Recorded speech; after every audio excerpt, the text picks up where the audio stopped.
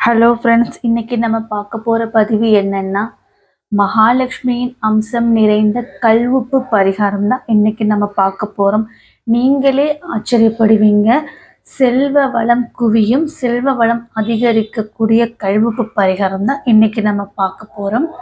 வாங்க வீடியோக்குள்ளே போகலாம். வெள்ளிக்கிழமையில கல்உப்பில் கை வைத்தால் இத்தனை மகிமையா? கல்உப்பு சாதாரணம் அல்ல, சக்தி வாய்ந்த மகாலட்சுமியின் அம்சம் நிறைந்தது. வெள்ளிக்கிழமை நன்னாள்ல சுக்கிர ஓரையில கல்உப்பு வாங்கி பாருங்கள். நீங்களே ஆச்சரியமடும் அளவிற்கு வருமானம் குவியும், செல்வ வளம் அதிகரிக்கும். பார்க்கடலில் வீற்றிருக்கும் மகாலட்சுமி ஆனவர் இந்த ஒரு பொருளில் நீக்கமற நிறைந்து காணப்படுகிறார். அது நாம் அனைவரும் பயன்படுத்தும் கல்உப்பு தான். முந்தைய காலங்களில் எல்லாம் தமிழர்கள் அனைவரும் வீட்டில் உப்பிற்கு என தனி மரியாதை கொடுக்கப்பட்டது. திருமணமாகி முதலாக புகுந்த வீடு செல்லும் மணப்பெண் முதலாக கை வைப்பது கல்உப்பில் தான். ஏன் என்பது எத்தனை பேருக்கு தெரியும்? கல்உப்பின் மகிமை பார்க்கலாம்.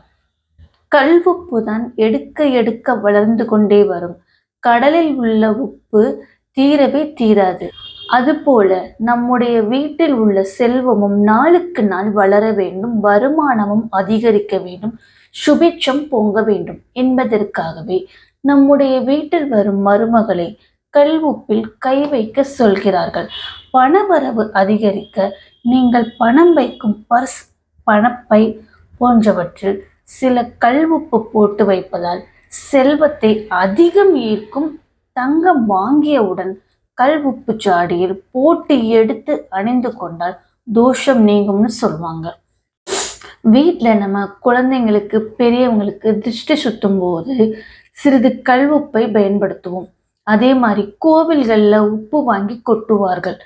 கடலில் குளிப்பது, கடல் தண்ணீரை தலையில் தெளிப்பது என கல்உப்பை பல வழிகளில் நாம் பயன்படுத்துவார்கள்.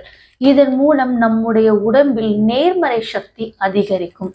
கல்உப்புக்கு எதிர்மறை சக்தியை வெளியேற்றும் சக்தி உண்டு.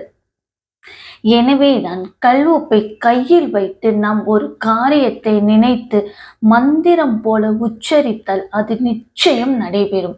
நம்முடைய உடம்பில் நேர்மறை சக்தி அதிகமாக வேண்டுமென்றால் ஒரு கைப்பிடி கல்உப்பை எடுத்து குளிக்கும் வாளியில் போட்டு நிறைய தண்ணீர் ஊற்றி தலையில் இருந்து கால் வரை நனையும் வகையில் குளிக்க வேண்டும். செல்வம் தரும் கல்உப்பு. கல்உப்பை மட்டும் யாருக்கும் தானமாகவோ ஓசியாகவோ கொடுக்கக்கூடாது. நம்முடைய செல்வம் நம்மை விட்டு போய்விடும் என்று நம் முன்னோர்கள் நமக்கு சொல்வார்கள்.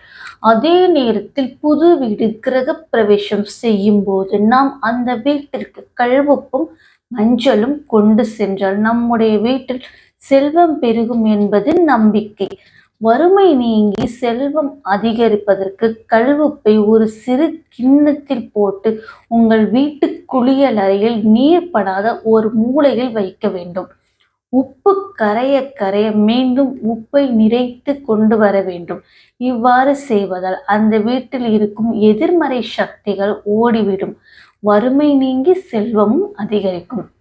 கழிவறை, குளியலறை சேர்த்து கட்டப்பட வீடுகளில் வசிப்பவர்கள் அந்த அறையின் குளிக்குமிடம் பகுதியில் தண்ணீர் படாத இடத்தில் கல்உப்பு கிண்ணத்தை வைக்க வேண்டும். படுக்கை அறையில் கல்உப்பை கைப்படாத இடத்தில் வைத்தால் கணவன் மனைவி சண்டை நீங்கும், குடும்பத்தில் ஒற்றுமை அதிகரிக்கும் என்று சொல்வார்கள். நம்முடைய வீட்டினை கழுவி சுத்தம் செய்யும் நிறைய கெமிக்கல் நிறைந்த மருந்துகளை பயன்படுத்துகிறோம். அதற்கு பதிலாக ஒரு கைப்பிடி கல்உப்பை கரைத்து வீடு துடைத்தால் எதிர்மறை சக்திகள் அகன்றும். அதற்கு பதிலாக நேர்மறை சக்திகள் அதிகரிக்கும். நீங்கள் பயன்படுத்தும் வாகனங்களை கழுவும் போது தண்ணீரில் சிறிது கல்உப்பை போட்டு கரைத்து அந்நீரை கொண்டு உங்களின் வாகனங்களை சுத்தப்படுத்தினால் அதில் நிறைந்திருக்கும் எதிர்மறை சக்திகள் நீங்கும். அடிக்கடி வாகனங்கள் பழுதடைவது குறையும். எதிர்பாராத விபத்துகள் ஏற்படாது.